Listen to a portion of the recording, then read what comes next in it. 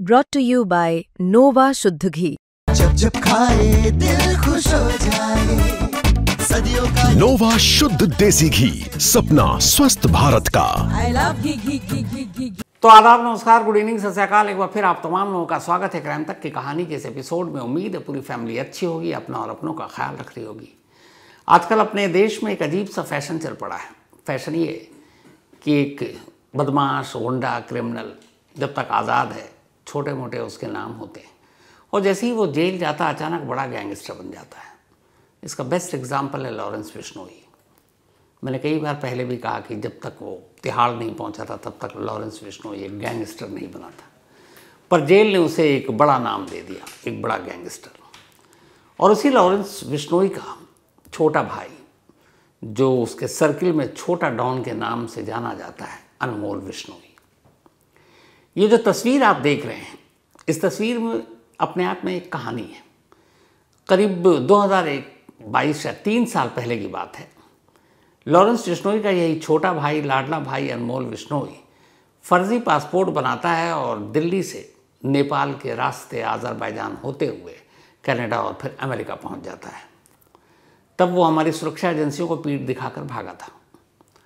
आज यानी वेंसडे यानी 19 नवंबर 2025 को फिर उसकी एक तस्वीर आई है, और इस तस्वीर में वो सचमुच पीठ दिखा रहा है।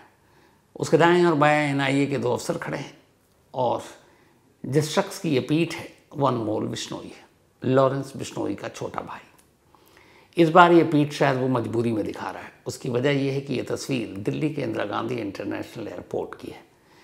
20 घंटे के सफ़र को तय करने के बाद कैलिफोर्निया के लॉस एंजलिस सिटी से अनमोल बिश्नोई दिल्ली लाया गया। अनमोल बिश्नोई अकेला नहीं था उस प्लेन में, 2 और भी भारतीय थे, दोनों पंजाब के थे। अमेरिका ने इन तीनों को डिपोर्ट किया है। अब अनमोल बिश्नोई को पकड़ा गया था लास्ट ईयर नवंबर में अमेरिका में। नवंबर में हुआ ये कि लॉस एंजलिस सिटी ये पहुंचता है और एक पासपोर्ट दिखाता है इमिग्रेशन डिपार्टमेंट में। तो जब इमिग्रेशन पर वो पासपोर्ट रखता है और साथ में अमेरिका आने की वजह, तो उस पासपोर्ट पे इसका नाम भानु लिखा हुआ था और साथ में एक कंपनी का ऑफ़र लेटर भी था।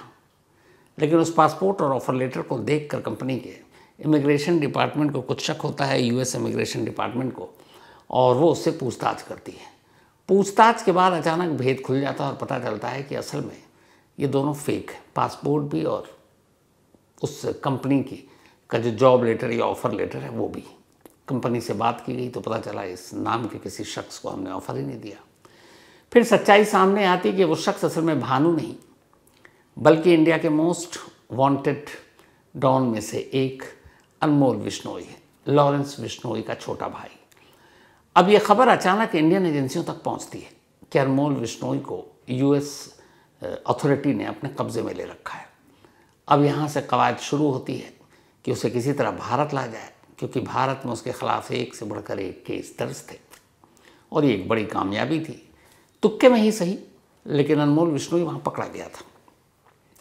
अब उधर तमाम स्टेट और फिर अपनी central agency NIA, national investigation team, सभी ने यूएस अथॉरिटी को अप्रोच किया, उन्हें लेटर दिए, दस्तावेज़ दिए, कागजात दिए कि भाई ये हमारे यहाँ वांटेड है। और एनआईए ने तो ये भी प्रूफ दिया कि इस पर 10 लाख रुपए का इनाम है, ये एक टेररिस्ट है, एक आतंकवादी है। अब इंडिया और अमेरिका के बीच में प्रत्यर्पण संधि है, लेकिन ऐसी चीज़ों में अमेरिका बड़े फूंक फूंक कर कदम रखता है, बड़ी आसानी से किसी को डिपोर्ट नहीं करता है। तो ये सारा सिलसिला चलता रहा। नवंबर 2025 की बात है और इत्तेफाक की बात है, यही नवंबर क्या जो 3rd वीक था, उस तीसरे हफ्ते में वो पकड़ा गया था। मतलब 1 साल पूरे हो गए। इन 1 सालों तक कवायद चलती रही इंटरपोल के ज़रिए, हमारी सुरक्षा एजेंसियों के ज़रिए कि भाई अमेरिका आप इसको डिपोर्ट कर दो, बट उसमें लगातार देरी हो रही। लेकिन अचानक, अब इसे आप बदनसीबी कहिए अनमोल बिश्नोई की, कि यूएस में ट्रंप की सरकार आती है और ट्रंप साहब आने के बाद जो गैर कानूनी तरीके से अमेरिका में रह रहे हैं उनको लेकर एक सख्त आदेश जारी करते हैं कि ऐसे लोगों को पहचानो और उनके देश वापस भेजो। कईयों को तो जेल में भी डाला, फिर जेल से उनके देश में, और हथकड़ियाँ लगा लगा कर भेज रहे हैं। कुछ वक्त पहले आपको याद होगा हमारे बहुत सारे ऐसे भारतीय जिनको अवैध रूप से अमेरिका में रहने के इल्ज़ाम में अमेरिका ने डिपोर्ट किया। उनके पैरों में बेड़ियाँ थी, हाथों में हथकड़ियाँ थी और इस तरीके से उनको भेजा गया था। तब इत्तेफाक से अनमोल बिश्नोई भी लीगल तरीके से एक तरह से, चूँकि फर्जी डॉक्यूमेंट्स और गलत कंपनी के ऑफ़र लेटर के साथ पकड़ा गया था लॉस एंजलिस में, तब उसके ऊपर भी ये था कि ये अवैध रूप से यहाँ आया, इसलिए इसको भी डिपोर्ट करना है। इधर इंडियन एजेंसी उसी वक्त लगातार कोशिश में कि भैया हमें सौंप दो। अब ये दोनों चीज़ें एक साथ चल रही थी। पर ट्रम्प साहब ने काम हमारी एजेंसियों का आसान कर दिया। डिपोर्टेशन वाला मामला तो चला नहीं, क्योंकि उधर अनमोल बिश्नोई कोर्ट भी पहुंच गया कि भारत में मेरी जान को ख़तरा है, ये है, मेरे साथ इंसाफ नहीं होगा। तो कोर्ट में भी मामला लंबा चल रहा है। लेकिन अचानक ट्रम्प सरकार की पॉलिसी ने एक वरदान का काम किया। 18 नवंबर को अनमोल बिश्नोई की बारी आई 2 और भारतीयों के साथ जो अवैध रूप से रह रहे थे कि भाई अब तुम्हारा यहाँ वक्त पूरा हुआ, अपने देश जाओ। और इन तीनों को एक प्लेन में बिठाया गया और इंडिया के लिए रवाना कर दिया गया। इनकी मंजिल थी दिल्ली का इंटरनेशनल एयरपोर्ट। अब 18 नवंबर को जब इनको भेजा गया तो उसकी एक ईमेल भी जारी हुई कि ऐसे ऐसे अनमोल बिश्नोई को भारत भेजा जा रहा है। ये खबर हमारी एजेंसियों तक भी पहुंची, एजेंसियां अलर्ट हुई। इसके बाद उस फ्लाइट नंबर, टाइम, यहाँ पर अराइवल का NIA की एक टीम पहुंच गई। और आज दिन में जैसे ही उस फ्लाइट से अनमोल बिश्नोई बाहर आता है, पहले से इंतज़ार कर रही NIA की टीम उसे अपने शिकंजे में ले लेती है। शिकंजे में लेने के फ़ौरन बाद की ये तस्वीर है जो आपको दिखा रहा हूँ, जो पीठ कैमरे की तरफ करके खड़ा हुआ शख्स असल में अनमोल बिश्नोई है।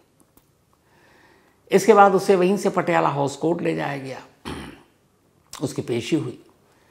अब कायदे से ये पूरा जो मामला है, हमारी एजेंसियों की किस्मत कि अमेरिका की एक पॉलिसी की वजह से एक मोस्ट वांटेड क्रिमिनल हमारे शिकंजे में आ गया। अब अनमोल बिश्नोई तो यहाँ आ गया, शिकंजे में भी है। लेकिन इसके आने के बाद ऐसे बहुत सारे केसेस हैं जिनकी गुत्थियाँ अब सुलझने की उम्मीद की जा सकती है। ये वही अनमोल बिश्नोई है जिसका नाम पहली बार सुर्खियों में तब आया जब पंजाबी सिंगर सिद्धू मूसेवाला का कत्ल हुआ था उन्हीं के घर के बाहर। और इस कत्ल के बाद अनमोल बिश्नोई ने सिद्धू मूसेवाला को मारने की जिम्मेदारी ली थी गोल्डी बराड़ के साथ, जो लॉरेंस बिश्नोई का एक और चेला जिसके साथ अब रिश्ते अच्छे चल नहीं रहे। इसके बाद अनमोल बिश्नोई का दूसरी बार जो नाम सुर्खियों में आया वो तब जब मुंबई में बांद्रा में सलमान खान के घर गैलेक्सी के बाहर गोलियां चली। ये गोली चलाने वाला भी जिसके इशारे पर चलाई गई ये अनमोल बिश्नोई था और बाद में इसकी भी जिम्मेदारी सोशल मीडिया के जरिए ली गई। फिर तीसरी बार सुर्खियों में तब आया अनमोल बिश्नोई जब NCP के लीडर, पॉलिटिकल लीडर और सलमान खान के करीबी दोस्त बाबा सिद्दीकी का मुंबई में ही कत्ल कर दिया गया। जिन शूटर को हायर किया गया था उन शूटर को वहाँ भेजने वाला कोई और नहीं है, ये अनमोल बिश्नोई था। तो एक एक कर ये तो सारे हाई प्रोफाइल केस थे। इसके अलावा भी 30 से 31 ऐसे मामले हैं जिसमें वसूली, मर्डर, ये सारी चीज़ें अनमोल बिश्नोई के ज़िम्मे थी। अब ये सारे केस उसके आने के बाद, चाहे वो बाबा सिद्दीकी मर्डर केस हो जिसमें वो प्राइम अक्यूज्ड है, सिद्धू मूसेवाला मर्डर केस हो, सलमान खान के घर के बाहर गोली चलाने का केस हो, इनमें अनमोल बिश्नोई मोस्ट वांटेड है, प्राइम अक्यूज्ड है। तो इन केसेस में अब उससे पूछताछ के बाद सारी सच्चाई सामने आने की शायद उम्मीद की जा सकती है। अब सवाल ये है कि बड़ा भाई तो बड़ा भाई, छोटा भाई भी इसी रास्ते पर क्यों और कैसे? तो असल में यहाँ पे एक गलती बड़े भाई की है, यानी लॉरेंस बिश्नोई की। पंजाब में यूनिवर्सिटी के ज़माने से पॉलिटिक्स में आने के बाद गैंग वॉर में कूद गया और फिर उसने क्राइम की दुनिया को अपना लिया। लेकिन तब तक अनमोल बिश्नोई उसके जुर्म की दुनिया की परछाई से दूर था और लॉरेंस अपने छोटे भाई को बहुत प्यार करता था। उसे ये भी लगता था कि जिस रास्ते पर वो है उसका भाई ना चले, और इसीलिए पंजाब से दूर उसको जोधपुर में पढ़ने के लिए भेज दिया। जोधपुर के कॉलेज में अनमोल बिश्नोई पढ़ रहा था, लेकिन फिर कुछ ऐसी चीज़ें हुई, उसके पास से हथियार बरामद हुआ, किसी को धमकाया और फिर वहाँ से कॉलेज से निकला। उसके बाद उसकी गिरफ्तारी हो गई। गिरफ्तारी के बाद उसको फजिल का जेल में रखा गया, फिर वहाँ से उसको राजस्थान जेल भेज दिया गया।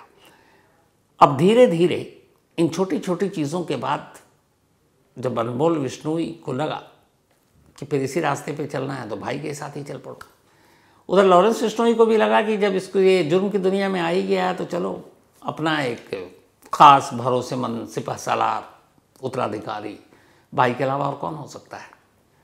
फिर क्या था, लगभग 700 गैंग मेंबर हैं एनआईए की लिस्ट के हिसाब से लॉरेंस विश्नोई के गैंग में, जिनमें से 300 अकेले पंजाब से हैं, बाकी दिल्ली, राजस्थान, आपके हिमाचल, गुजरात, मुंबई, हरियाणा, इन सब जगहों से। तो अब ये सारी चीज़ें चल रही थी।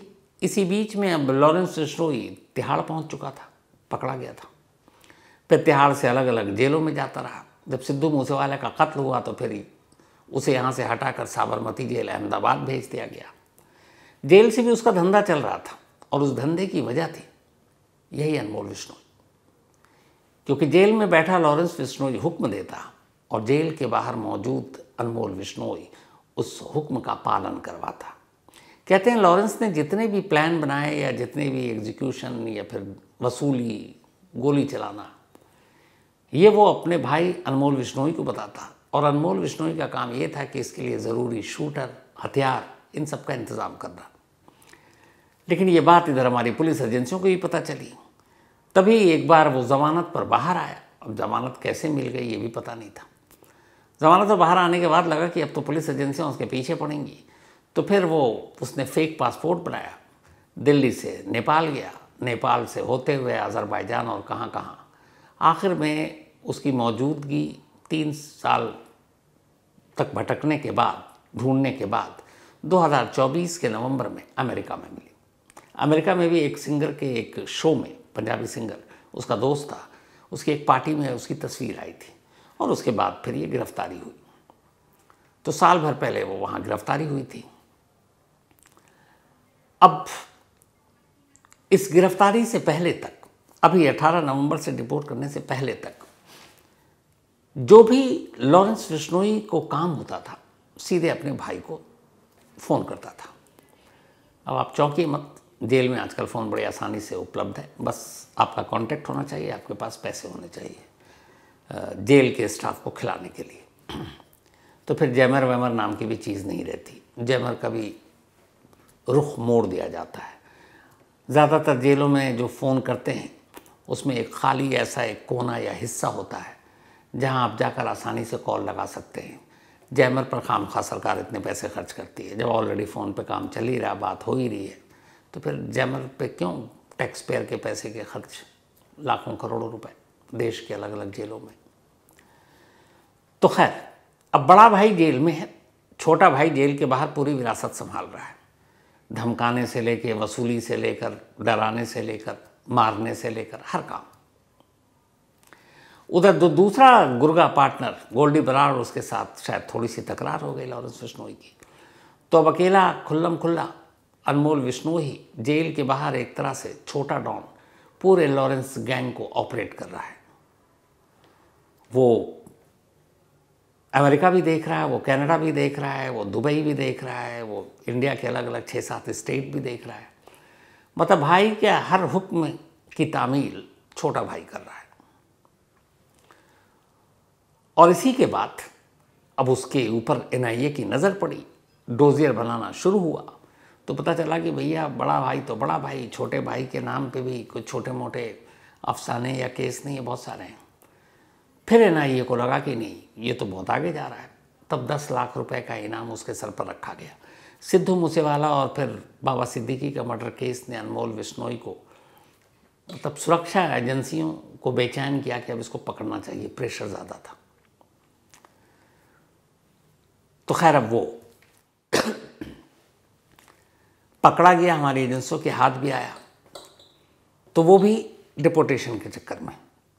अगर वो इलीगल तरीके से ना घुसा होता तो शायद डिपोर्ट भी नहीं होता, और पता नहीं कभी अमेरिका उसको हमारे हवाले करता भी कि नहीं। तब एनआईए के तो कब्जे में आ गया है अनमोल विश्नोई। बट यहाँ से खेल बहुत इंटरेस्टिंग हो गया। ये हम सब जानते हैं कि होम मिनिस्ट्री के एक ख़ास ऑर्डर के हिसाब से लॉरेंस विश्नोई को अहमदाबाद की साबरमती जेल में रखा गया है, जबकि अहमदाबाद की जेल में उसका या अहमदाबाद में कोई क्राइम उसके नाम पर रजिस्टर नहीं है। असल में वो वांटेड है पंजाब में, दिल्ली में, हरियाणा में, राजस्थान में और मुंबई में बाबा सिद्दीकी मर्डर केस और सलमान खान के घर के बाहर गोली चलाने में। लेकिन होम मिनिस्ट्री का ये जो ऑर्डर था वो ये था कि भाई लॉरेंस गैंग या लॉरेंस बिश्नोई को ख़तरा है बार बार अलग अलग अदालतों में अलग अलग केसों को ले जाने के लिए, इसलिए इसको एक ख़ास आदेश के तहत एक सुरक्षा कवच देते हुए साबरमती जेल में ही रखा जाए। और साबरमती जेल में रहते हुए ही जब लॉरेंस बिश्नोई था, आप ये देखिए, सलमान खान के घर गैलेक्सी के बाहर गोली चली, बाबा सिद्दीकी का कत्ल हुआ। ये तब सिर्फ सिद्धू मूसेवाले का जब मर्डर हुआ तब लॉरेंस बिश्नोई तिहाड़ जेल में था। तो वहाँ जेल में रहते हुए ये सारे ऑपरेशन चल रहे थे।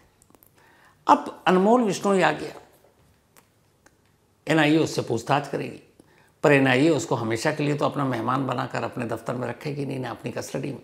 आखिर में जुडिशियल कस्टडी यानी न्यायिक हिरासत में उसको जेल भेजना है। और जेल जाने से अब क्रिमिनल कौन डरता है? उन्हें तो लगता है कि सबसे आज़ादी से, सबसे आराम से जो काम हम कर सकते हैं वो जेल से ही कर सकते हैं।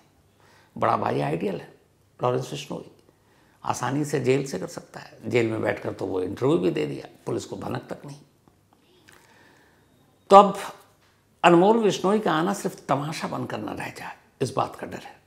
वजह ये कि बड़ा भाई अब तक यहीं जेल के अंदर से सब कुछ कर रहा है, अब छोटा डॉन भी जेल के अंदर से करेगा तो फिर कानून और पुलिस का मजाक ही तोड़ेगा कि इतनी मशक्क़त, इतनी मेहनत के बाद, इतनी लंबी कोशिश के बाद हाथ तो आया वो, लेकिन क्या जेल में उसके ऊपर बंदिशें लगाई जाएंगी?